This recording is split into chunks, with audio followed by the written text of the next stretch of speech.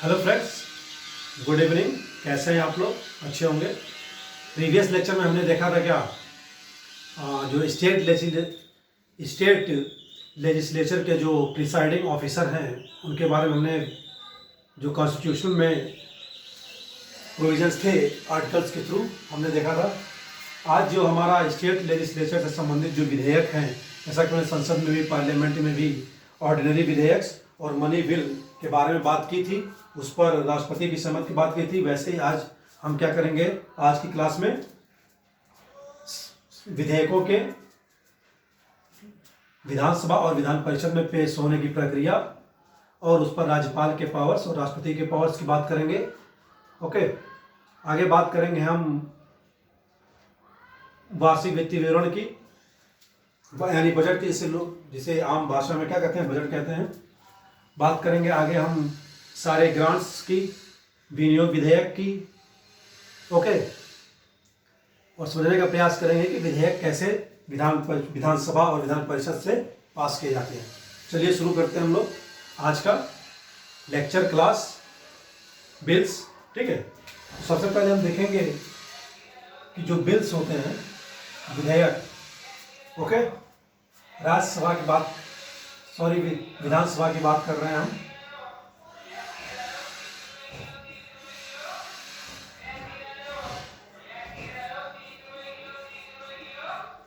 Bills, हम बात करेंगे बिल्स में दो विधेयकों की। एक ऑर्डिनरी यानी साधारण विधेयक,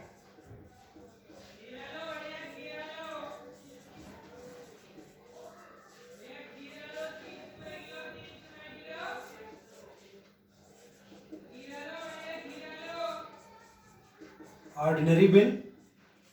फिर बात करेंगे किसकी, वित्त विधेयक की।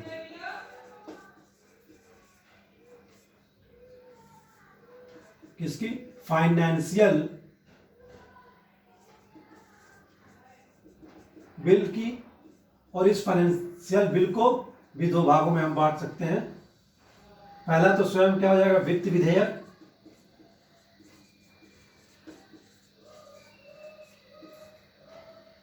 दूसरा मोस्ट फेमस, जिसे हमको क्या, मनी बिल के बारे में जानते हैं, धन विधेयक। ठीक है, यानी मनी बिल। और वित्त विधेयक में देखा ही, वित्त विधेयक की बात जो की गई है वो बात है आर्टिकल 207 में बात की गई है। क्या राष्ट्रपति के क्या पावर्स हैं, क्या राज्यपाल इसे रोक सकता है। ओके, साधारण विधेयक की जो प्रोविजन है स्टेट के लिए, वह है किसमें, आर्टिकल 196 और 197 में। ओके, धन विधेयक की बात है किसमें, 198 और 199 में। इसे भी नोट कर लेते हैं हम लोग, आर्टिकल 198 और 199 में। ठीक है, ये हमारे हो गए विधेयक। इससे रिलेटेड हम बात कर रहे हैं यहाँ पर स्टेट से।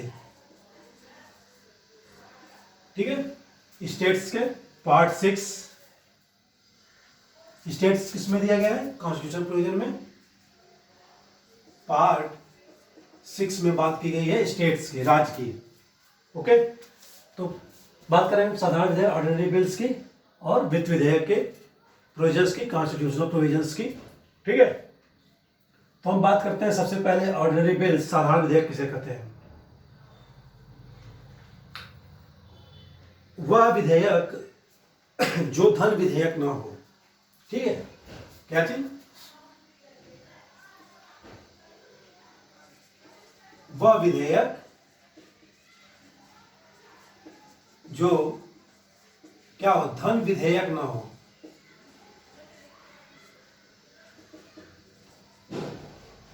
ठीक है, उसे क्या कहते हैं, साधारण विधेयक कहते हैं। और धन विधेयक कौन नहीं होता है, ये डिस्कस करेंगे हम आगे धन विधेयक में। और धन विधेयक, किसी विधेयक को धन विधेयक घोषित करने की शक्ति, जो पावर्स है, वो किसमें है, विधानसभा के प्रेसिडेंट में है। ठीक है, और सबसे बड़ी बात, साधारण विधेयकों को क्या है, किसी भी सदन में पेश किया जा सकता है। किसी भी सदन में पेश, बोथ हाउस में, किसी में भी। पेश हो सकता है या किया जा सकता है राज्य विधानसभा में या राज्य विधान परिषद में। ठीक है, इसमें संशोधन भी हो सकता है, दोनों सदनों द्वारा संशोधन रहित भी हो सकता है। ठीक है, दोनों सदनों की सहमति भी हो सकती है। ओके, लेकिन धन विधेयक के मामले में ऐसा नहीं है, इस चीज को अभी हम आगे देखेंगे आर्टिकल 198 में। अगर विधान परिषद में भी साधारण विधेयक या ऑर्डिनरी बिल्स कहाँ पास कर दिया जाता है? विधानसभा में। ठीक है, विधानसभा में पास, लेकिन क्या होता है, विधानसभा में पास हो जाता है और विधानसभा क्या करती है, इसे विधान परिषद के पास भेजती है और विधान परिषद क्या करे, अभी पास नहीं किया। ठीक है, विधानसभा ने, विधान परिषद ने अभी पास नहीं किया है, तो विधान परिषद, विधानसभा में क्या है, विधान परिषद में पेंडिंग है। ओके, विधान परिषद में लंबित है। और क्या होता है, इस ड्यूरेशन में विधानसभा भंग कर दी जाती है। विधानसभा भंग हो जाती है। ठीक है, या भंग कर दी जाती है किन्हीं कारणों से, चुनाव भी आ सकते हैं अगले। ठीक है, या मुख्यमंत्री सिफारिश कर सकता है विधानसभा भंग करके चुनाव कराया जाए। तो ऐसे में क्या होगा, वह विधेयक, क्या वह विधेयक वैसे ही बना रहेगा या लैप्स हो जाएगा, समाप्त हो जाएगा? ऐसे में होगा ये कि जो विधेयक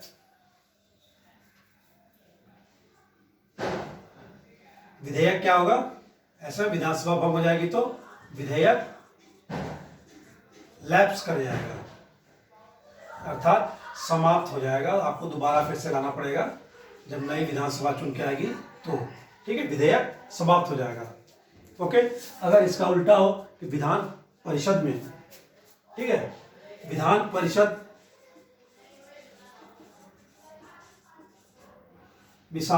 परिषद में पास हो जाए विधेयक, ठीक है, और उसे विधानसभा में भेजा जाए,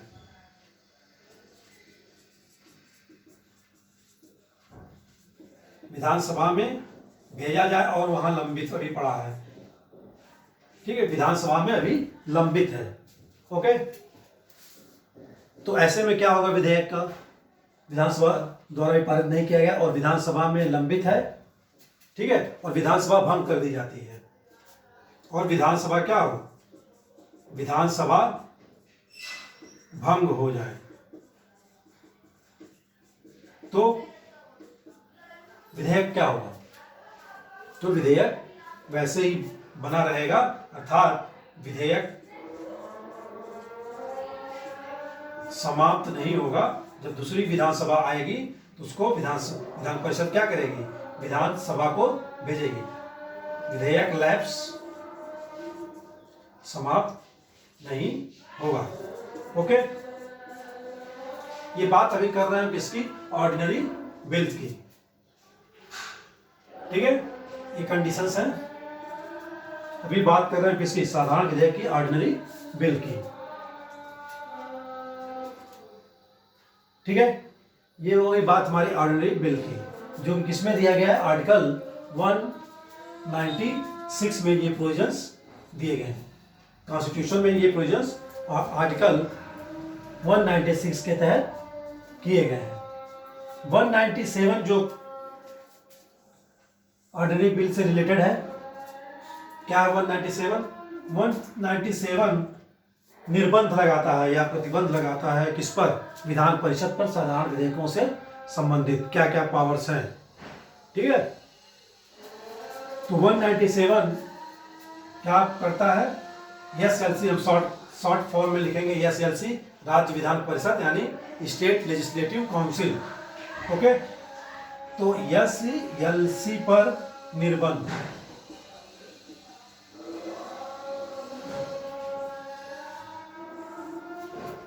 ठीक है, एसएलसी पर निर्बंध, क्या उसके लिए सीमाएं हैं, लिमिटेशन हैं, SLC पर यानी कि स्टेट लेजिस्लेटिव काउंसिल पर। ओके, सबसे पहले अगर विधानसभा किसी विधेयक को, किसी यानी ऑर्डिनरी बिल्स को पास करके कहाँ भेजती है? विधान परिषद में। ठीक है, विधान परिषद के पास क्या शक्तियां हैं? वो उसमें अपनी स्वीकृति दे सकती है या असहमति जता सकती है, ठीक है, या वापस विधानसभा को भेज सकती है। ठीक है, तो ऐसे में क्या होगा? अगर असहमति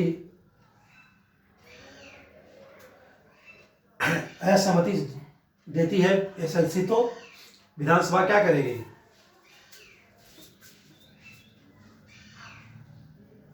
सबसे पहले तो किसी भी विधेयक को SLC क्या कर सकती है?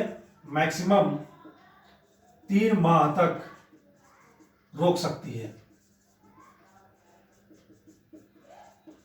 मतलब विधान परिषद के पास 3 माह का वक्त होता है कि उसमें अपनी क्या करे? स्वीकृति दे, असहमति दे, या सिफारिश करे, या संशोधन करे।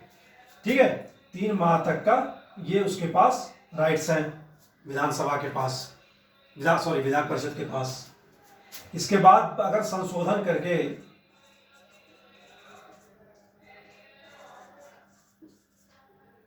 SLA यानी कि स्टेट लेजिस्लेटिव असेंबली के पास भेजती है, विधान परिषद पास भेजती है, तो SLA क्या करेगा? यानी कि स्टेट लेजिस्लेटिव असेंबली क्या करेगी? लेजिस्लेटिव असेंबली क्या करेगी? विधानसभा क्या करेगी? विधानसभा उसे पास कर सकती है, दोनों सदनों से पास माना जाएगा। ठीक है, लेकिन अगर इसके संशोधन में जो सिफारिश की गई है विधान परिषद द्वारा और विधानसभा नहीं मानती है, ठीक है, और उसे यहाँ कॉन्सेप्ट देखिए पुनर्विचार का है। जैसे पार्लियामेंट में देखा था कि राष्ट्रपति पुनर्विचार के लिए संसद के पास भेजता था, लेकिन यहाँ पर SLC को पुनर्विचार के लिए वह विधेयक भेजेगी और इसे 1 माह का टाइम मिलेगा। ठीक है, 1 मंथ, 1 माह का टाइम मिलेगा इस पुनर्विचार पर विचार करने के लिए। ओके, तो पुनर्विचार कर देती है, या संशोधन वापस लेती है, या वैसे ही वापस भेज देती है, तो फिर क्या होगा? 1 माह में, 1 माह के अंदर भेजी तो क्या होगा? दोनों सदनों से पारित माना जाएगा। अगर नहीं भेजती है तो 1 माह की समाप्ति पर क्या होगा? 1 माह की समाप्ति पर दोनों सदनों से पास माना जाएगा।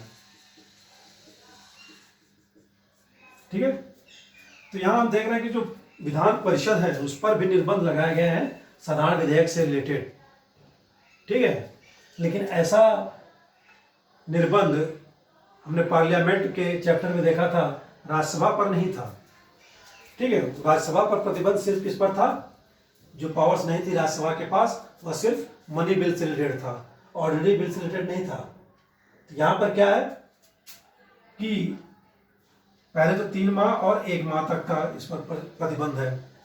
तो देखा जाए टोटल SLC किसी विधेयक को कितने माह रोक सकती है? 1 + 3 + 1 अर्थात 4 मंथ तक। ठीक है, 4 मंथ तक मैक्सिमम किसी बिल को, मैक्सिमम क्या है? ऑर्डिनरी बिल्स को विधान परिषद के पास रखा जा सकता है या रोक कर रखा जा सकता है। ठीक है, तो ये सारे प्रोविजंस हमारे आर्टिकल 196 और 197 में दिए गए हैं। कॉन्स्टिट्यूशनल ये प्रोविजंस है साधारण विधेयक से रिलेटेड, ऑर्डिनरी बिल्स से रिलेटेड, इसलिए हमने क्या क्या डिस्कस कर लिया। ठीक है, आगे बढ़ते हैं हम अपने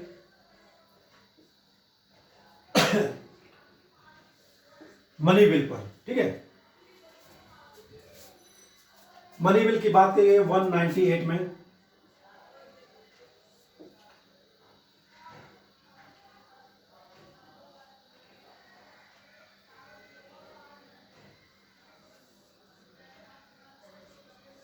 आर्टिकल 198।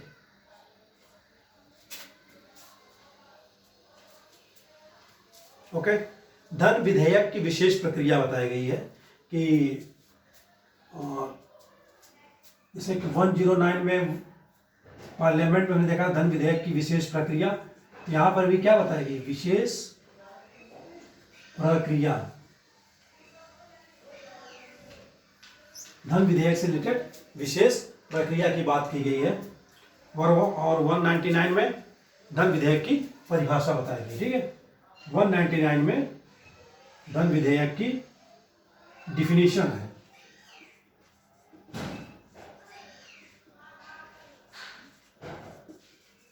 कि कौन कौन से विधेयक किससे रिलेटेड, किस मैटर से रिलेटेड किस मैटर से रिलेटेड विधेयक जो हैं धन विधेयक की परिभाषा में आएंगे। धन विधेयक माना जाएगा विधानसभा अध्यक्ष द्वारा। तो विशेष प्रक्रिया क्या है इसमें? विशेष प्रक्रिया तो यही है कि सबसे पहले ये बात की गई है कि धन विधेयक जो है केवल और केवल लोकसभा में पेश किया जाएगा। किसमें? फर्स्ट, केवल लोकसभा नहीं, विधानसभा। ठीक है, अभी हम यहाँ राज्य की बात कर रहे थे, यहाँ विधानसभा की बात करते हैं। लोकसभा केवल विधानसभा में पेश, न कि विधान परिषद में। ठीक है, दूसरा पॉइंट क्या बात की गई है धन विधेयक से रिलेटेड? दूसरा बात की गई है कि एसएलसी में केवल विधानसभा में पेश किया जाएगा। दूसरी बात यह है कि विधानसभा क्या करेगी, इसे विधान परिषद के पास भेजेगी धन विधेयक को। किसके पास भेजेगी? एसएलसी काउंसिल के पास, विधान परिषद के पास भेजेगी। ठीक है, विधान परिषद इसमें क्या कर सकती है? अपनी अनुमति दे सकती है, स्वीकृति दे सकती है। ठीक है, या कुछ संशोधन की सिफारिश कर सकती है।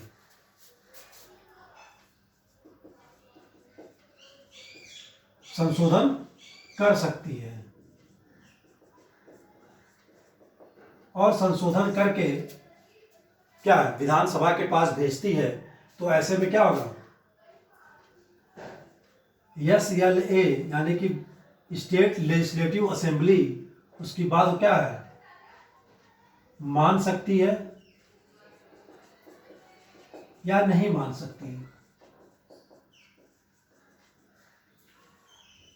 मानी तो भी ठीक, नहीं मानी तो भी ठीक। क्या होगा, विधेयक जो मूल रूप में पास करके SLA द्वारा भेजा गया था, मूल रूप में पास विधेयक क्या होगा, दोनों सदनों से पास माना जाएगा।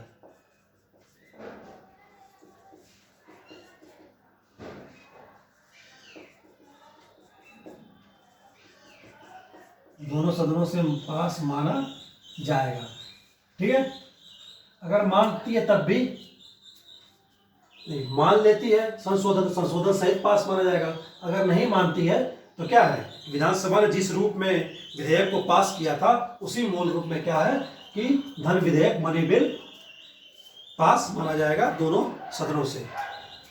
ठीक है, और ऐसा करने के लिए विधान परिषद को कितने दिन का समय दिया था? 14 दिन, 40 डेज। 40 डेज के अंदर अगर उसने सिफारिश की, संशोधन किया, कर दिया या वापस भेज दिया तो क्या है, लोकसभा से और विधानसभा से और विधान परिषद से क्या है, पास माना जाएगा। 14 दिन में अगर नहीं करती है तो 14 दिन बीतने के बाद, आफ्टर बाद 40 डेज बाद क्या होगा, दोनों सदनों से मूल रूप वाला विधेयक पास माना जाएगा। ठीक है, 40 डेज के अंदर सारी ये प्रक्रियाएं एसएलसी को करनी है, अनुमति देनी है, सिफारिश करनी है, संशोधन करना है। ठीक है, और 40 डेज के अंदर अगर वो नहीं करती है, 40 डेज बीत जाते हैं तो क्या होगा, विधानसभा और विधान परिषद से क्या होगा, जो विधेयक विधानसभा द्वारा पास किया गया था उसी मूल रूप में वो पास माना जाएगा दोनों सदनों द्वारा। ठीक है। तो ये विशेष प्रक्रिया जो है 198 में मनी बिल से रिलेटेड प्रोविजंस है, ठीक है।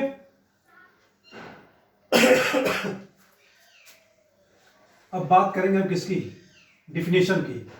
मनी बिल्स की डिफिनेशंस में कौन कौन क्या क्या दिया गया, क्या क्या प्रोविजंस है। ओके, मनी बिल्स की डिफिनेशन सबसे पहले तो बात है टैक्स की, ठीक है, टैक्स, कर,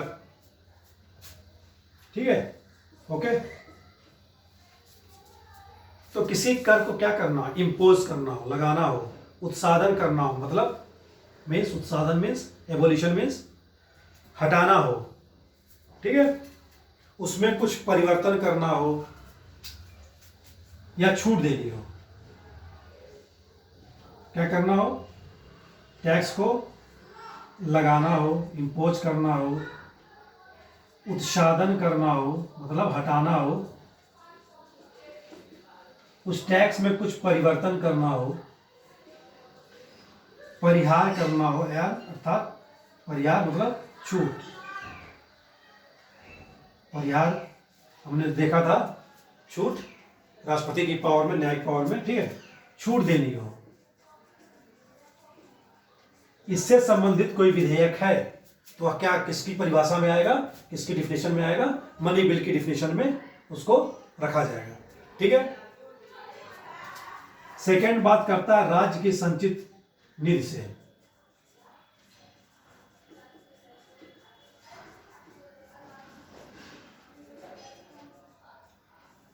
राज्य की संचित निधि की अभिरक्षा की बात की जाती है।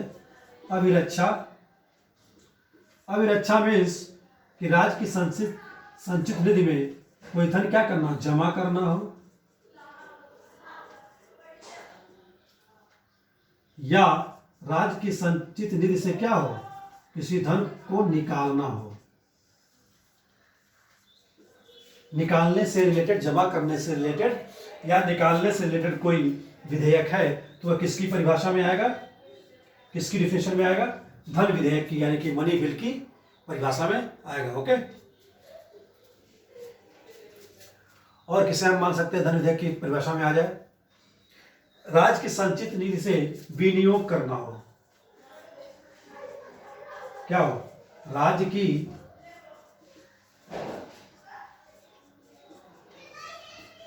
संचित निधि से विनियोग करना। अभी आगे हम लोग विनियोग विधेयक पढ़ेंगे। विनियोग मतलब भी क्या है, निकालना ही है, विनियोग करना हो, ठीक है। राज्य की संचित निधि से विनियोग करना हो, ओके, तो वो क्या है, धन विधेयक की परिभाषा में आएगा। किसी व्यय को राज्य की, फोर्थ पॉइंट, कोई व्यय है गवर्नमेंट का, सरकार द्वारा, राज्य सरकार द्वारा एक्सपेंडिचर है, किसी व्यय को राज्य की संचित निधि पर घोषित करना हो। राज्य की संचित निधि पर क्या करना हो, भारित व्यय घोषित करना हो।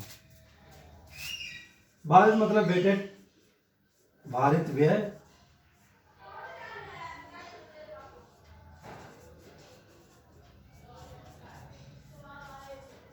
भारित व्यय घोषित करना हो। कोई व्यय है जो राज्य सरकार का एक्सपेंडिचर है, उसको क्या करना, राज्य सरकार क्या करेगी कि राज्य की संचित निधि पर क्या करेगी, भारत व्यय घोषित करवाएगी। इससे लोकसभा अध्यक्ष से तो क्या है, धन विधेयक, सॉरी विधानसभा अध्यक्ष से तो क्या होगा, वो धन विधेयक, तो वह विधेयक धन विधेयक की परिभाषा में आएगा, ठीक है। ओके, और क्या विधेयक हो सकते हैं आपके,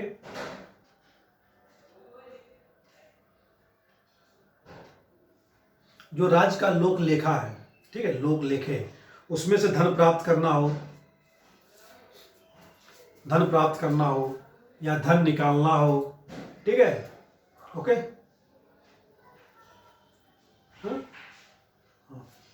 ठीक, राज्य के लोक लेखे से क्या करना, धन प्राप्त करना हो।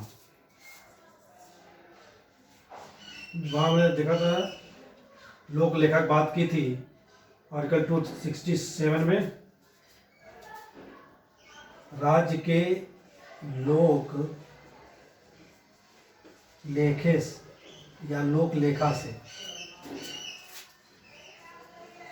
धन प्राप्त करना या निकालना। ठीक है, इससे संबंधित कोई विधेयक है तो किसकी परिभाषा में आता है? मनी बिल की। लास्ट बात करता है क्या कि इन सबके अलावा सर इन सबसे रिलेटेड उपर्युक्त से संबंधित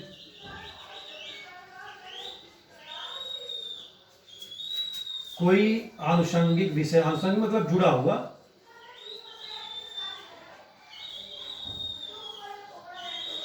आनुषंगिक विषय से संबंधित कोई विधेयक है तो वह किसमें आएगा? किसकी परिभाषा में रखा जाएगा? उसे धन विधेयक की। ठीक है, उपर्युक्त इन सभी से संबंधित कोई आनुषंगिक विषय हो या जुड़ा हुआ विधेयक हो तो वह क्या कहलाएगा? धन विधेयक की परिभाषा में उसको रखा जाएगा या वो धन विधेयक कहलाएगा। ठीक है, और धन विधेयक घोषित करने का पावर जो दी गई है वह किसे दी गई है? विधानसभा अध्यक्ष को। और विधानसभा अध्यक्ष डेफिनेटली क्या होता है, जो गवर्नमेंट होती है, सरकार होती है, एग्जीक्यूटिव होती है, कार्यपालिका होती है, जो पार्टी दल बहुमत जीत कर आती है, मेजोरिटी के साथ सरकार बनाती है, उसी का वह क्या होता है? सदस्य होता है। और उसी थ्रू क्या है? किसी विधेयक को धन विधेयक घोषित कराया जाता है।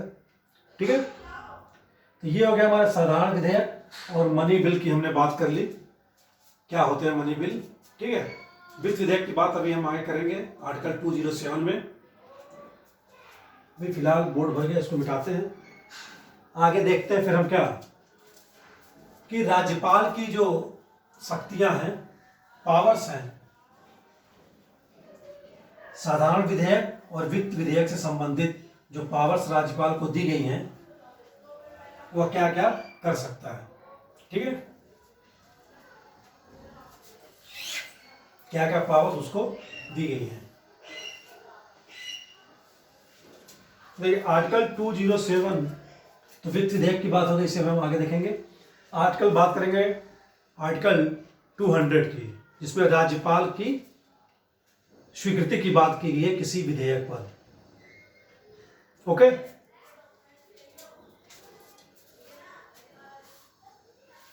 तो बात की गई है आर्टिकल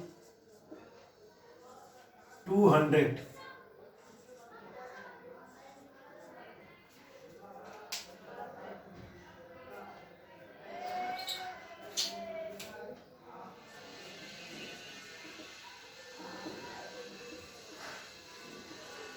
राज्यपाल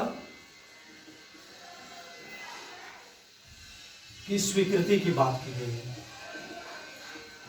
तो राज्यपाल की स्वीकृति की जो बात की गई है वो बात है अभी फिलहाल ऑर्डिनरी बिल से रिलेटेड। तो राज्यपाल क्या कर सकता है? उसको अपनी अनुमति दे सकता है। कोई विधेयक दोनों सदनों द्वारा पास करके भेजा जाता है राज्यपाल के पास अनुमति के, तो अनुमति दे सकता है। सेकंड पॉइंट, और स्वीकृत कर सकता है, अनुमति नहीं दे सकता।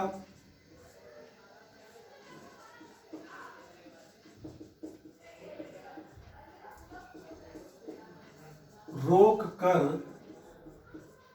रख सकता है। ठीक है, किसके लिए रोक कर रखेगा? राष्ट्रपति के लिए।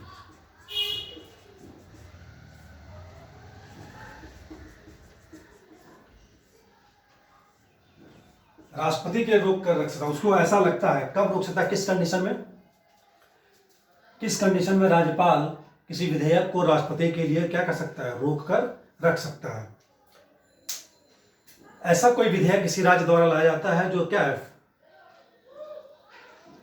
संघ को, संघीय, ठीक है, फेडरल को से संबंधित है या संघीय ढांचे से संबंधित है विधेयक, और उसको क्या है? संघीय ढांचे को प्रभावित करता है, तो क्या है? राज्यपाल उस विधेयक को क्या है? राष्ट्रपति के लिए रोक कर रख सकता है। जैसे मान लीजिए कि नॉर्थ ईस्ट के स्टेट्स हैं, ठीक है, ऐसा कोई विधेयक लाते हैं, अरुणाचल हो गया, म्यांमार से रिलेटेड जितने स्टेट्स हैं, त्रिपुरा, वो ऐसा कोई विधेयक लाते हैं जिससे क्या है, देश की संप्रभुता, एकता, अखंडता में क्या हो, हानि पहुंचती हो, ठीक है। और वो फेवर में जा रहा हो किसके, चाइना, जो कंट्रीज लगी हुई, चाइना हो गया, म्यांमार हो गया, ठीक है, बांग्लादेश हो गए। तो ऐसे विधेयक, संबंधित कोई विधेयक है जो उनको फायदा पहुंचाने के लिए लाया गया है, तो राष्ट्रपति के लिए क्या है, वो रोक कर रख सकता है। तो राष्ट्रपति के पास क्या पावर्स हैं उस विधेयक से संबंधित के लिए। और भी विधेयक को राज्यपाल अपने स्वविवेक से रख सकता है, न कि सिर्फ संघीय ढांचे के लिए। राज्यपाल को ऐसा लगता है इस पर राष्ट्रपति की आवश्यकता, अनुमति आवश्यक है, तो रोक सकता है नॉर्मल विधेयक के लिए भी, ना कि सिर्फ संघीय ढांचे पर होने के लिए। तो राष्ट्रपति क्या कर सकता है, उसको अनुमति दे सकता है।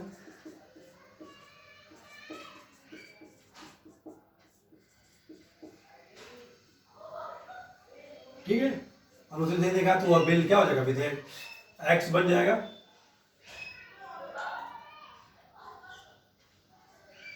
राष्ट्रपति भी रोक कर रख सकता है।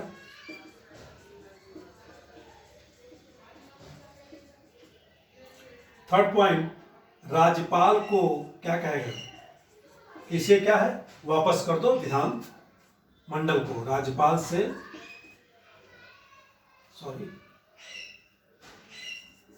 राज्यपाल को बोलेगा कि राज्य विधानमंडल को वापस भेज दो, राज्य विधानमंडल को वापस करने के लिए कहेगा।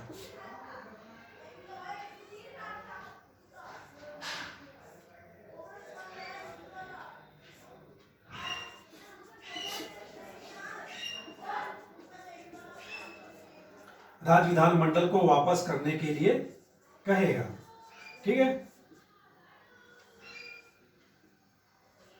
ऐसी कंडीशन में क्या होगा, जब राज्य विधानमंडल को वापस राज्यपाल द्वारा भेज दिया जाएगा और फिर विधानमंडल क्या करे, पास करके वापस राष्ट्रपति के पास भेजे, राज्यपाल के थ्रू, वाया राज्यपाल ही ले जाएगा ना राष्ट्रपति के पास, ठीक है। वापस भेजा पुनर्विचार के लिए, इसे हम क्या कर सकते हैं, पुनर्विचार विधानमंडल के पास, ठीक है। फिर वापस पुनर्विचार के पास वाया राज्यपाल, थ्रू वाया राज्यपाल वापस आता है राष्ट्रपति के पास। राष्ट्रपति क्या राष्ट्रपति उस पर बाध्य है उस विधेयक पर अपनी अनुमति देने के लिए, जैसा कि हमने पार्लियामेंट के चैप्टर में देखा था, वहां राष्ट्रपति बाध्य था, ऑब्लिगेटरी कंडीशन थी राष्ट्रपति के लिए, बाध्यकारी कंडीशंस थी नहीं, लेकिन यहाँ नहीं है, राज्य विधानमंडल के संबंध में नहीं है, ठीक है। राष्ट्रपति पर बाध्यता नहीं है।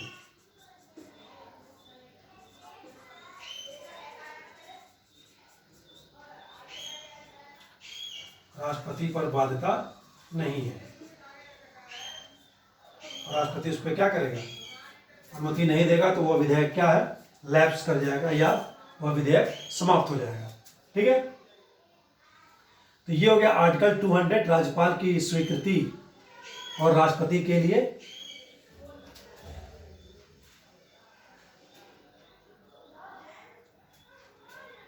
राष्ट्रपति के पावर्स, राष्ट्रपति के लिए रोक कर रख सकता है। तो ये बात की गई थी आर्टिकल 201 में है, इसे मेंशन नहीं किया हमने, 201 में। तो राज्यपाल के पावर्स हो गए, रोक कर राष्ट्रपति के लिए रख सकता है, और राष्ट्रपति का पावर्स दे दिया गया। आर्टिकल 201 में प्रोविजन किया गया है कॉन्स्टिट्यूशन में कि राष्ट्रपति क्या क्या उस विधेयक पर क्या क्या उसकी पावर्स हैं, ठीक है। 20 हो गया, 201 हो गया, ओके। कोई दिक्कत नहीं। अब बात करते हैं, यहीं पर देख लेते हैं वित्त विधेयक 207 के संबंध में राज्यपाल के पास क्या पावर्स हैं।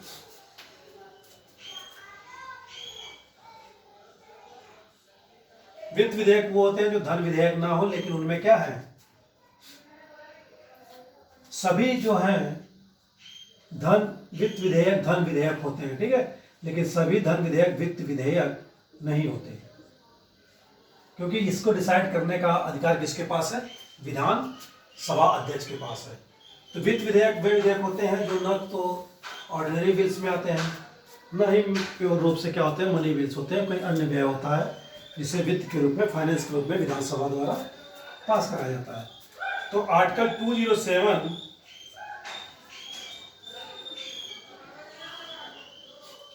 में बात की गई है कि वित्त विधेयक से संबंधित उपबंध,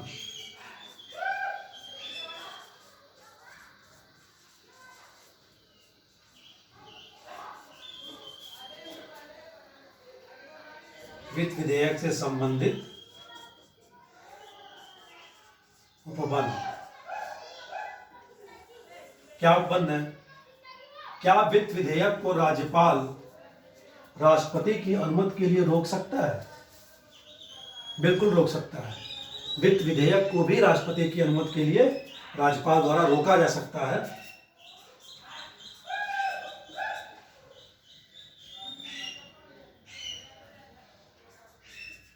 राज्यपाल क्या कर सकता है? वित्त विधेयक को रोक कर रख सकता है। किसके लिए? राष्ट्रपति के लिए।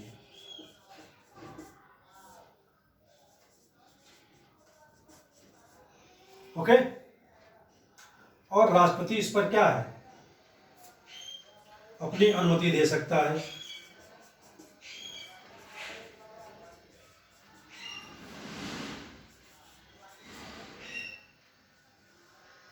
अपनी अनुमति दे सकता है। अगर अनुमति दे दिया तो क्या होगा कि वह राज्य विधानमंडल से वित्त विधेयक क्या है? पास हो गया, पास माना जाएगा। अगर अनुमति नहीं देता है तो क्या होगा? वह विधेयक, वित्त विधेयक लैप्स कर जाएगा। ठीक है।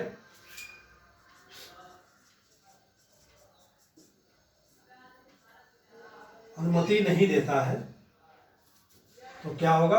विधेयक, वित्त विधेयक लैप्स हो जाएगा, यानी समाप्त हो जाएगा। ठीक है। वित्त विधेयक क्या होगा? लैप्स हो जाएगा या समाप्त हो जाएगा। ओके। तो ये देख लिया हमने आर्टिकल 200, 201 और 207 विधेयकों से संबंधित राज्यपाल के पावर्स, राष्ट्रपति की पावर। वित्त विधेयक से संबंधित पावर्स, राज्यपाल भी रोक सकता है उसको राष्ट्रपति के लिए, और राष्ट्रपति उस पर क्या अनुमति दे सकता है, अनुमति नहीं भी दे सकता। ठीक है। अब आगे बढ़ते हैं हम लोग, आगे चलते हैं किस पर?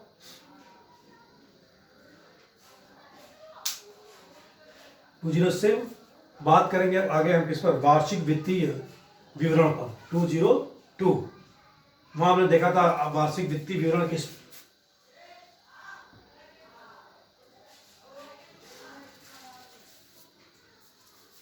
पार्लियामेंट के चैप्टर में हमने कहा देखा था?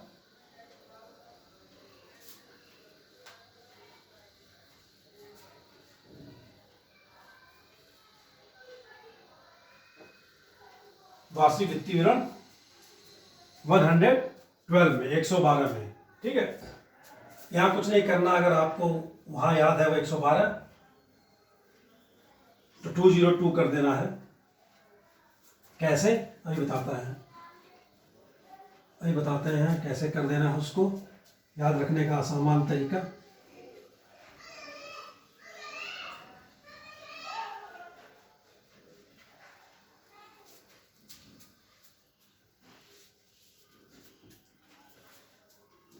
तो हम क्या बात कर रहे थे? हाँ, कि पार्लियामेंट के संसद के चैप्टर में हमने देखा था वार्षिक वित्तीय विवरण, एनुअल फाइनेंशियल एस्टीमेट की बात की थी आर्टिकल 112 में। यहाँ बात करेंगे 202 में, आर्टिकल 202 में।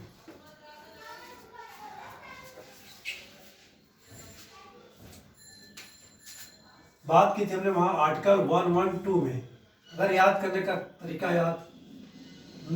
भूल जाता हो तो क्या करेंगे? इस वन को इधर लाएंगे, ये हो जाएगा 2, यहाँ क्या बचेगा 0, ये हो जाएगा क्या? 202 स्टेट से रिलेटेड। ठीक है। तो वार्षिक वित्तीय विवरण हो जाएगा किसमें? आर्टिकल 202 में। आर्टिकल 202 वार्षिक वित्तीय विवरण।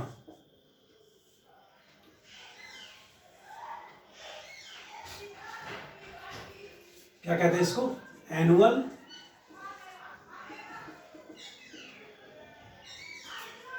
फाइनेंशियल एस्टीमेट, या इसे आम बोलचाल की भाषा में हम क्या बात करते हैं? बजट। ठीक है, क्या होता है बजट?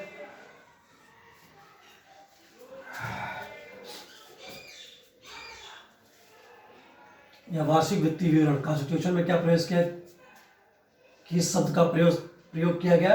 वार्षिक वित्तीय विवरण का, एनुअल फाइनेंशियल एस्टीमेट का, ना कि बजट का। बजट शब्द का कहीं भी कॉन्स्टिट्यूशन में क्या है? प्रयोग नहीं है। ओके, जो समस्त हम आकलित,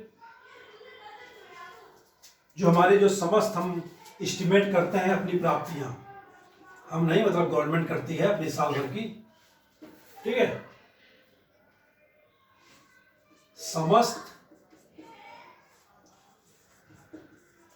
आकलित प्राप्तियां, ठीक है, समस्त आकलित प्राप्तियां और समस्त क्या? व्यय। समस्त व्यय का क्या है ये? लेखा जोखा।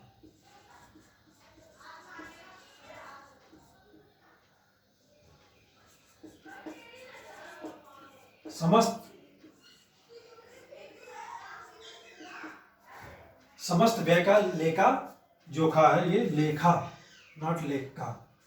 समस्त व्यय का लेखा जोखा है।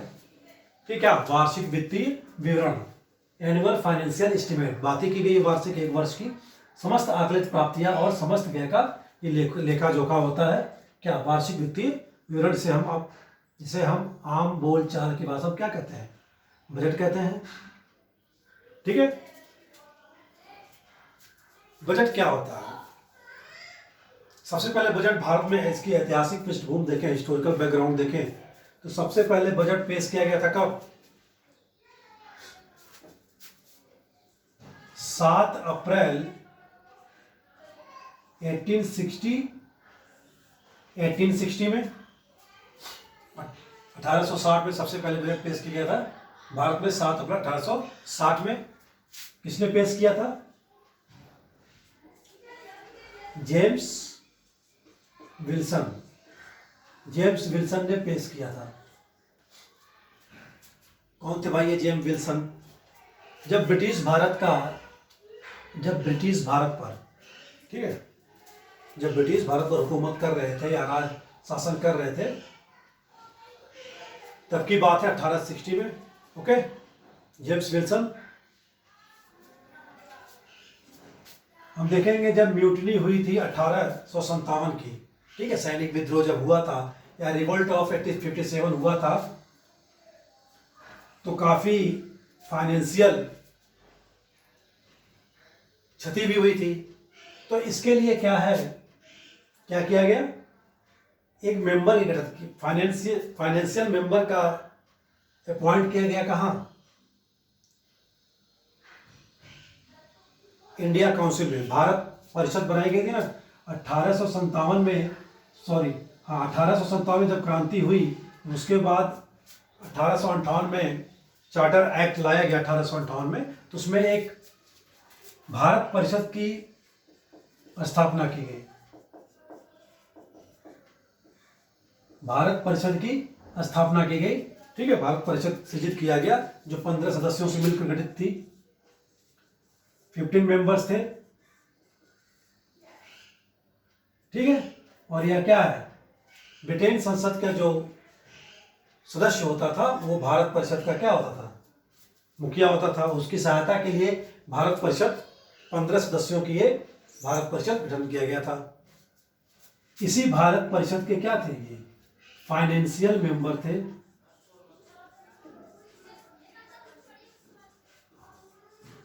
ठीक है, इनका अपॉइंटमेंट हुआ था क्या? फाइनेंशियल मेंबर के रूप में। ठीक है, भारत परिषद में। इनको कार्य दिया गया था क्या,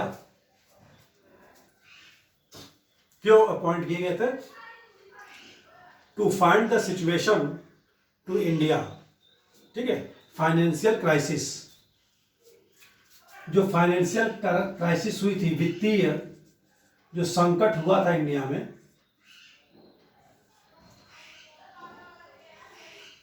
वित्तीय संकट आया था, क्यों आया था? 1857 की क्रांति के बाद, ठीक है, 1857 की क्रांति के बाद जाहिर सी बात है फाइनेंशियल क्राइसिस आएंगी, इतनी बड़ी क्रांति थी पूरे देश में, ठीक है। तो फाइनेंशियल क्राइसिस सॉरी 1857 क्रांति की वजह से फाइनेंशियल क्राइसिस आए थे अंग्रेजों के सामने। तो इसको फाइंड करने के लिए, सिचुएशन को फाइंड करने के लिए, ठीक है, कि एक फाइनेंशियल मेंबर का गठन किए, अपॉइंट किया गया किसमें, भारत परिषद में, ठीक है। तो इन्होंने ही क्या है, सबसे पहले बजट पेश किया 7 अप्रैल 1860 में, जेम्स विल्सन, ठीक है। ओके, कुछ और फैक्ट देख लेते हैं हम बजट से रिलेटेड।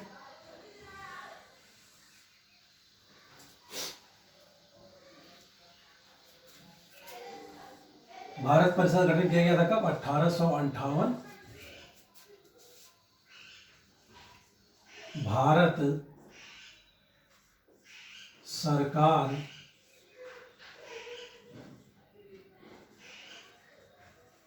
अधिनियम के तहत, ठीक है। दूसरा, आगे चलते हैं 1858 के बाद 1920 में, 1920, अरे मूवी की बात नहीं कर रहा, 1920 हंटेड मूवी, 1920 में क्या हुआ बजट से रिलेटेड, ठीक है। 1920 में हुआ एक कमेटी का गठन किया गया, एकवर्थ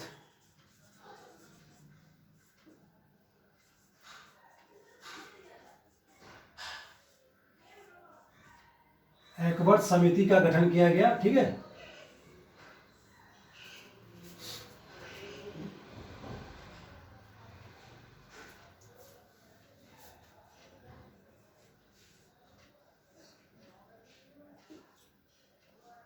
कमेटी का गठन तो 1920 में किया गया था, एकवर्थ समिति का, ठीक है, बजट से रिलेटेड।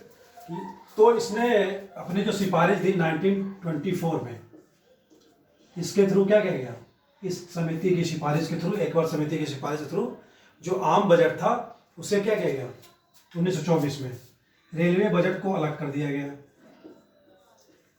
रेलवे बजट अलग, किससे? आम बजट से।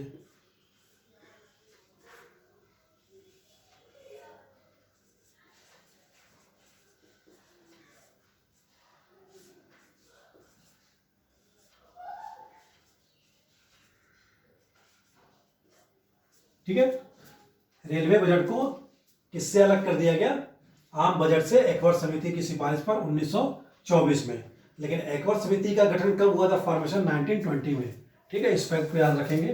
1920 में एकवर्थ समिति का गठन हुआ था, लेकिन 1924 में इसकी सिफारिश पर रेलवे बजट को अलग कर दिया गया, किससे? आम बजट से। ये आपका हिस्टोरिकल सेकंड पॉइंट हो गया। अब आते हैं तीसरे पॉइंट पर। हम कई एग्जाम्स पूछे गए हैं, वनडे भी, पीसीएस भी, कि स्वतंत्र भारत का प्रथम बजट किसने पेश किया? स्वतंत्र भारत का प्रथम बजट, यानी कि 1947 में भारत आजाद हुआ, ठीक है। कब आजाद हुआ? 15 अगस्त 1947 में। 1947 में बजट पेश किया गया होगा, ठीक है। स्वतंत्र भारत का प्रथम बजट किसने पेश किया? षणमुखम चेट्टी साहब थे, south Shanmukham Chetty finance minister थे उसमें स्वतंत्र भारत के। षणमुखम चेट्टी द्वारा क्या है? स्वतंत्र भारत का प्रथम बजट पेश किया गया था। ठीक है, सही है। और षणमुखम चेट्टी को यह बजट पेश करने के कारण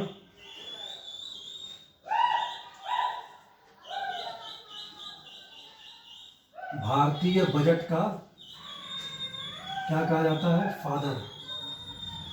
ठीक है, पिता। भारतीय बजट का पिता किसे कहते हैं? षणमुखम चेट्टी साहब को, फादर ऑफ इंडियन बजट। ठीक है, पेश तो पहले सबसे पहले जेम्स विल्सन ने किया था, लेकिन यहां पर क्या है कि स्वतंत्र भारत का प्रथम बजट पेश किया था षणमुखम चेट्टी साहब ने, इसलिए इन्हें भारतीय बजट का पिता कहा जाता है। ठीक है, तो इस फैक्ट को याद रखेंगे, भारतीय बजट का पिता। अगर पूछता कि सबसे पहले किसने पेश किया, तो जेम्स विल्सन ने। ठीक है, और थर्ड पॉइंट इसमें क्या है कि गणतंत्र भारत, गणतंत्र कब हुआ भारत? गणतंत्र मीन्स होता क्या है कि जो हेड ऑफ स्टेट होगा वह किसी राजवंश सिलेक्टेड नहीं होगा, क्या होगा? इलेक्टेड होगा, गणतंत्र लोगों द्वारा। लेकिन यहाँ लोगों द्वारा गणतंत्र अप्रत्यक्ष चुनाव होता है भारत में राष्ट्रपति का। ठीक है, हेड ऑफ स्टेट कौन होता है किसी भी देश में? राष्ट्रपति। ठीक है, हमने संसदीय प्रणाली अपनाई है ब्रिटेन से, वहाँ पर क्या है? राजशाही है, वहाँ जो राजा या रानी बनता है वही क्या होता है? हेड ऑफ स्टेट होता है। लेकिन हमारे यहाँ क्या है? राष्ट्रपति, राष्ट्रपति या head of state, head of state कहते हैं।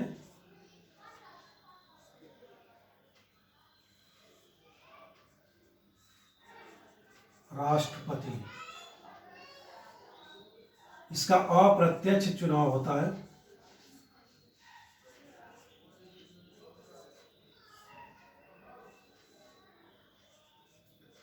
अप्रत्यक्ष क्यों? क्योंकि डायरेक्टली जनता नहीं चुनती, जनता द्वारा, पब्लिक द्वारा चुने गए प्रतिनिधि यानी एमपीस और एमएलए, निर्वाचित एमपीस और एमएलए क्या करते हैं? राष्ट्रपति का चुनाव में भाग लेते हैं, राष्ट्रपति चुनते हैं देश के लिए। ठीक है, तो गणतंत्र का मीन्स यही होता है, हेड ऑफ स्टेट। तो गणतंत्र भारत का प्रथम बजट, भारत कब हुआ गणतंत्र? 26 जैन 1950 को। पहले राष्ट्रपति राजेंद्र प्रसाद जी बनाए गए, गणतंत्र हो गया भारत। ठीक है, श्री राजेंद्र प्रसाद जी। ये जॉन मथाई, तो गणतंत्र भारत के प्रथम बजट पेश किया था जॉन मथाई ने, जो उस समय क्या थे? Finance minister, John Mathai.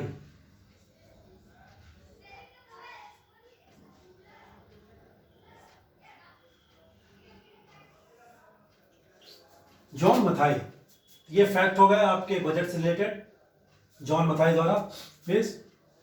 Next last fact देखते हैं हम बजट से रिलेटेड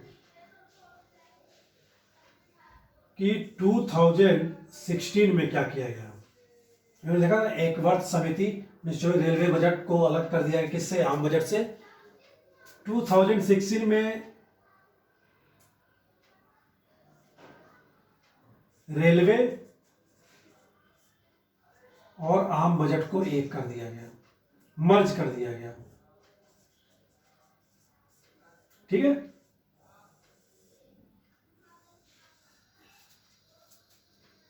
टू 2016 में मर्ज किया गया और पहला बजट ऐसा पेश हुआ कब?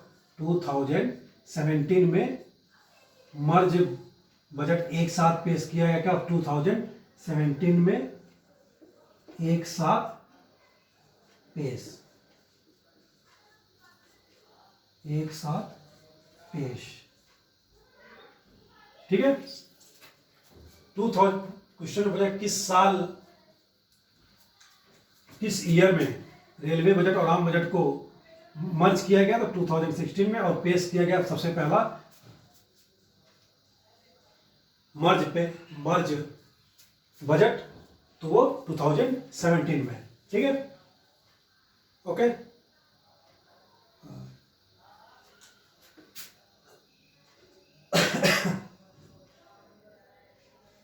तो ये बात होगी हमारी बजट से रिलेटेड, हिस्टोरिकल और वर्तमान में बात करी हमने, ठीक है।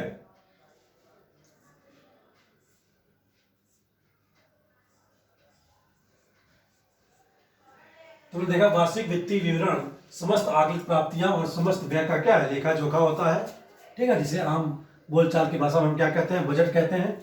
17 अप्रैल 1860 को जेम्स विल्सन द्वारा भारत, जो कि भारत परिषद में क्या थे, फाइनेंशियल मेंबर थे। वित्तीय संकट जो उत्पन्न हुआ था 1857 क्रांति के बाद, उसके लिए उस पर सुझाव देने के लिए मिस्टर विल्सन का क्या किया गया था, अपॉइंटमेंट किया गया था। उन्होंने ही 7 अप्रैल 1860 को प्रथम बजट पेश किया। 1920 में एकवर्ट समिति ने 1924 की सिफारिश पर रेल बजट अलग कर दिया गया आम बजट से। स्वतंत्र भारत का प्रथम बजट पेश किया था सनमुखम चेट्टी ने, जिन्हें भारतीय बजट का पिता कहते हैं। गणतंत्र भारत का प्रथम बजट पेश किया जॉन मथाई ने, ठीक है। 16 में फिर से रेलवे बजट और आम बजट को एक कर दिया गया, और 17 में पहली बार क्या है, फिर से दोबारा पेश किया गया, ठीक है। ये है क्या, ये बात होगी हमारी क्या, वार्षिक वित्तीय विवरण की, ठीक है। अब जो आगे बात करेंगे, हमने पार्लियामेंट में पार्लियामेंट्री जो चैप्टर चल रहा था पार्लियामेंट का, संसद का, उसमें हमने देखा था विनियोग विधेयक आर्टिकल 114 में। सेम वैसे ही करेंगे, 114 को एक इधर लाएंगे, 204 हो जाएगा, ठीक है।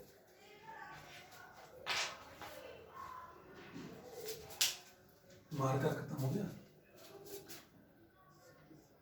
आर्टिकल हमने देखा था 114, 1 को इधर ले जाएंगे 204, तो आर्टिकल 204 में विनियोग विधेयक,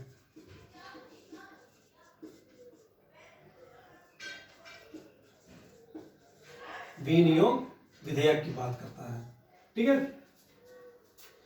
तो विनियोग विधेयक क्या होता है, जैसे अनुदान की मांगे जो हैं वो क्या है, विधानसभा द्वारा या संसद द्वारा क्या है, पास कर दी गई है, ठीक है, हमने संसद में पढ़ा था। यह एक अनुदान की मांगे पास विधानसभा द्वारा, ठीक है, फिर भी नहीं निकाल सकती गवर्नमेंट, स्टेट गवर्नमेंट क्या मनी खर्च नहीं कर सकती, निकाल नहीं सकती। अनुदान की मांगे पास होने के बाद उसे विनियोग विधेयक पास कराना जरूरी है विधान सभा से, ठीक है। तो अनुदान की मांगे पास होने के बाद क्या है, विनियोग विधेयक विधानसभा से क्या करना पड़ता है, पास करना पड़ता है।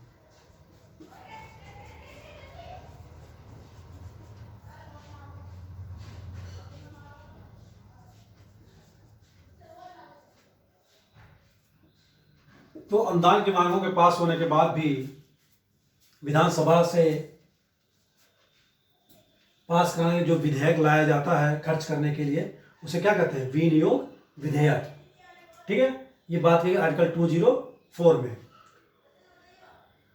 उसको हमने विस्तृत रूप से पार्लियामेंट संसद वाले चैप्टर में देखा था, ठीक है। आगे बढ़ते हैं, इसमें हम लोग आर्टिकल 204 हो गया, आर्टिकल 204 आ गया।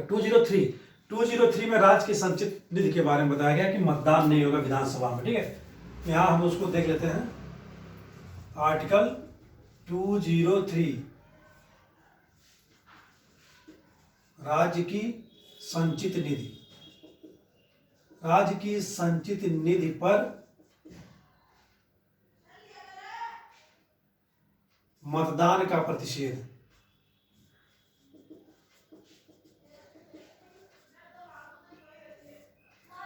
ठीक है। राज्य की संचित निधि पर विधानमंडल में क्या है, मतदान करने पर क्या है, प्रतिषेध लगाया गया है, ओके। मनाही की गई है कि बहस हो सकती है, चर्चा हो सकती है, लेकिन मतदान नहीं होगा राज्य की संचित निधि पर कोई भारित व्यय है तो।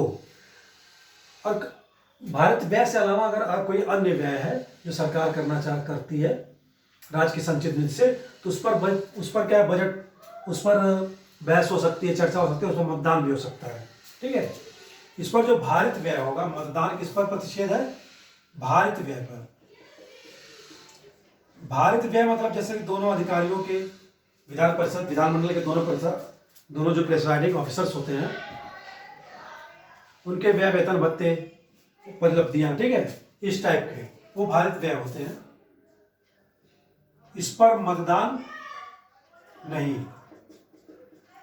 कोई अन्य व्यय है, कोई अन्य व्यय जो राज्य सरकार करना चाहती है राज्य की संचित निधि से, उस पर मतदान हो सकता है। सब कुछ होगा, बहस होगी, चर्चा होगी, मतदान भी होगा, ठीक है। लेकिन भारित व्यय पर क्या है? बहस होगी, चर्चा होगी, लेकिन मतदान नहीं होगा, ठीक है। ये था 203 राज्य की संचित निधि पर मतदान प्रतिशत। हमने देख लिया 204 विनियोग विधेयक। अब बात करेंगे 205 क्या? अनुदान की। कौन कौन से अनुदान है? अनुपूरक है, अतिरिक्त है और एक्सेस है, अधिकाई। तो 3 प्रकार के अनुदान की बात की गई आर्टिकल 205 में। अनुपूरक यानी सप्लीमेंट्री, फिर अतिरिक्त, ये सब हमने देखा था संसद के पार्लियामेंट वाले चैप्टर में, अतिरिक्त और अधिक, एक्सेस, ठीक है। ये 3 प्रकार के अनुदान का प्रयोजन किया गया है किसमें? आर्टिकल 205 में। अनुपूरक, सप्लीमेंट्री,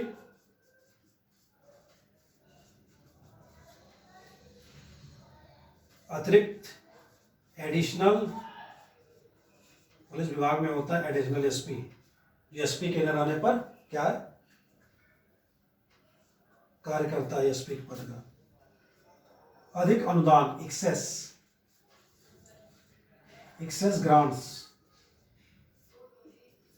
देखते हैं क्या होता है अनुपूरक। अनुपूरक में क्या है कि जो बजट में राशि घोषित की गई है किसी मद व्यय के लिए, सब्जेक्ट के लिए, किसी योजना के लिए, किसी कार्यक्रम के लिए, ठीक है, किसी मद विषय के लिए, वह राशि क्या पाई जाती है? अपर्याप्त पाई जाती है। अपर्याप्त राशि क्या है? अपर्याप्त पाई जाती है।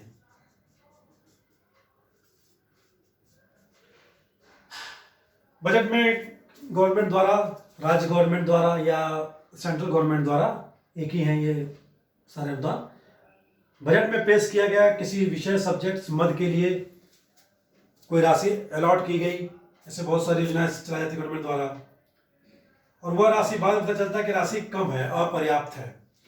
मान लीजिए कि किसी 60 रुपए किसी सब्जेक्ट या विषय के लिए पेश किए गए थे, फिर गवर्नमेंट को लगता है कि नहीं, इसमें 70 रुपए खर्च होंगे। डिफरेंस कितने का आ रहा है? 10 रुपए का, ठीक है। ये 10 रुपए की पूर्ति करने के लिए स्टेट गवर्नमेंट क्या करेगी या यूनियन गवर्नमेंट? एक अनुदान मांगेगी। किससे? सेंट्रल लेवल पर लोकसभा से, और स्टेट पर क्या है? विधानसभा से।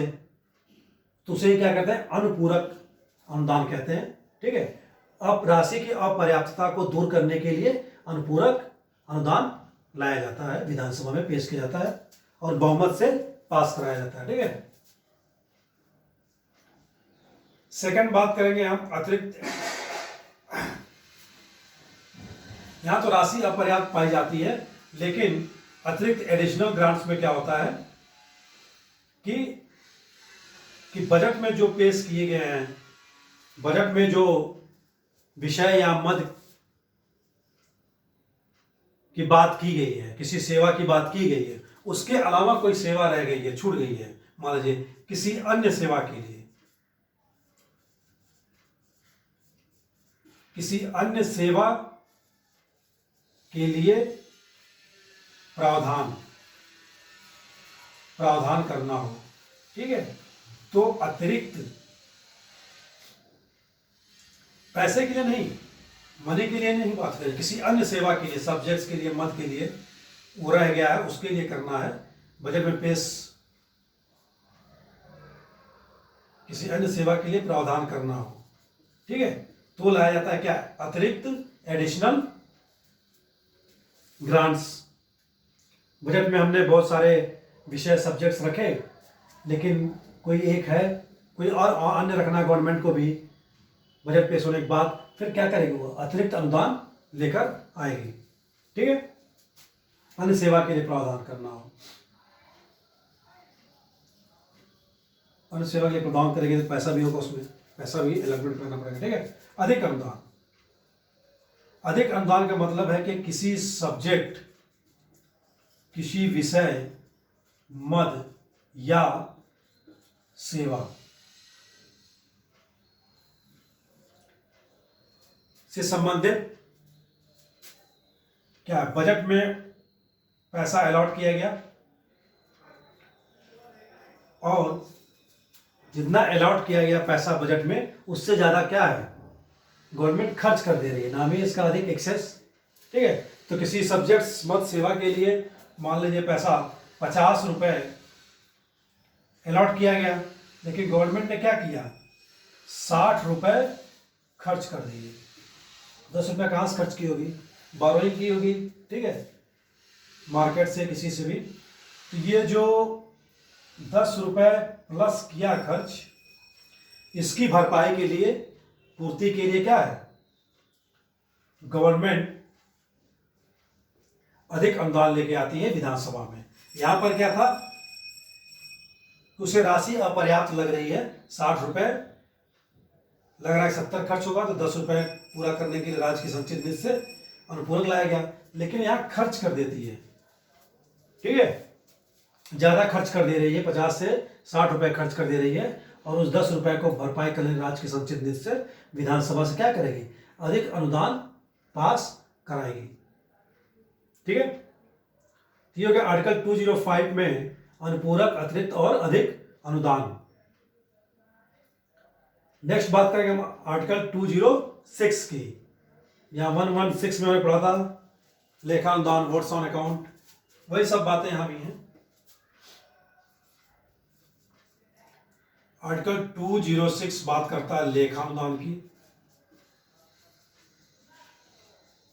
वोट्स ऑन अकाउंट, प्रत्यानुदान और अपवादानुदान।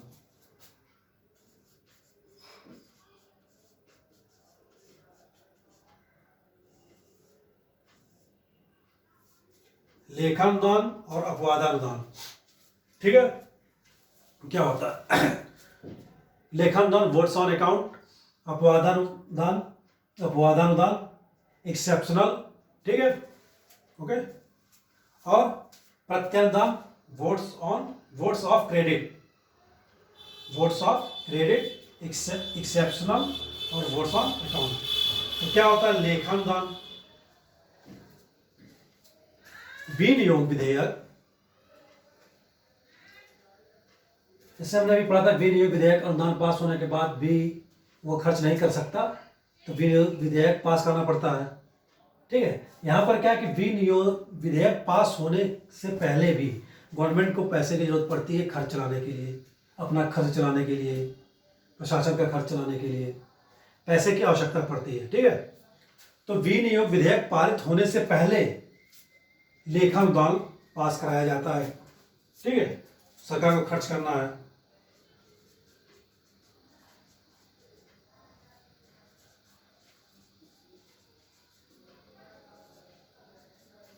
विनियोग विधेयक पास होने से पहले पैसे की आवश्यकता है, खर्च की आवश्यकता है, तो गवर्नमेंट द्वारा क्या है, स्टेट गवर्नमेंट द्वारा या यूनियन गवर्नमेंट द्वारा लेखानुदान लाया जाता है। ये अग्रिम राशि की भुगतान है, अग्रिम राशि का भुगतान समझ लीजिए आप, ठीक है। ये बात करता है किसकी, अग्रिम राशि का भुगतान, पहले ही दे दीजिए मैं खर्च करने के लिए, बजट अभी पास नहीं हुआ, ठीक है। बहुमत से विधानसभा पास करेगी, और यह मिलता है सिर्फ कितने, 2 माह के लिए, और कितना मिलेगा टोटल बजट का 1/6, 1/6 भाग ही खर्च का मिलेगा आपको 2 मंथ के लिए बहुमत से पास किया जाएगा विधानसभा या लोकसभा द्वारा। ओके, ये होता है लेखा अनुदान जब विनियोग विधेयक पारित होने से पहले खर्च की आवश्यकता पड़ती है, अग्रिम राशि की भुगतान की आवश्यकता पड़ती है गवर्नमेंट को। ठीक है, तो ये हो गया लेखा अनुदान, वोट्स ऑन अकाउंट। प्रत्यानुदान, प्रत्यानुदान बात करता है आपकी किसकी, प्राकृतिक आपदा की, और ये बजट में ही उल्लेख होता है। ठीक है, प्रत्यानुदान प्राकृतिक आपदा, और ये क्या होता है बजट में प्रावधान। ओके, प्रत्यानुदान प्राकृतिक आपदा के लिए होता है और बजट में पहले से प्रावधान होता है। अपवादानुदान,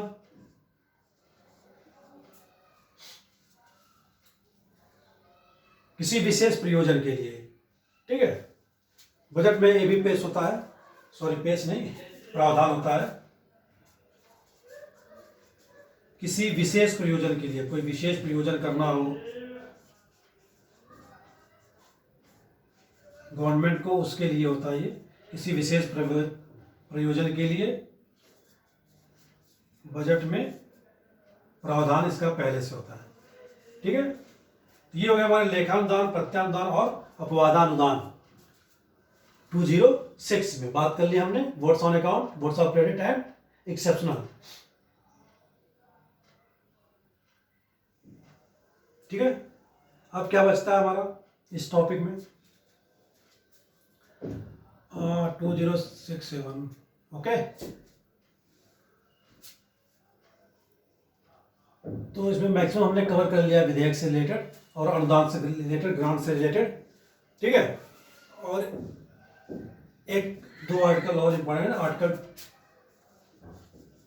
आर्टिकल 210 और आर्टिकल 211, इसे कंप्लीट करने के बाद हम बढ़ाएंगे किधर, हाई कोर्ट की तरफ। ठीक है, आर्टिकल 210 राज्य की कार्यवाहियों की बात करता है कि राज्य की जो कार्यवाहियां किसी भी भाषा में हो सकती है, कार्यवाहियों की बात करता है ये, राज्य की कार्यवाहियां तो स्टेट की राजभाषा में हो सकता है या राजभाषाओं में हो सकता है, कई भाषाओं में हो सकता है, या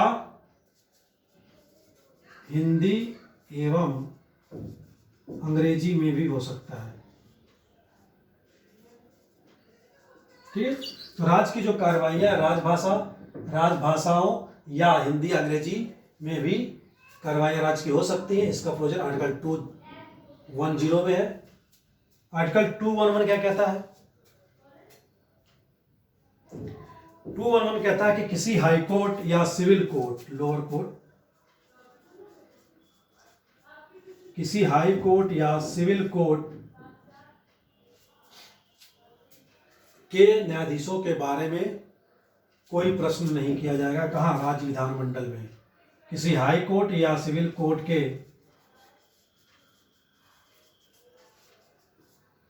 न्यायाधीशों के बारे में क्या, कोई प्रश्न नहीं किया जाएगा। कहाँ, राज्य विधानमंडल में।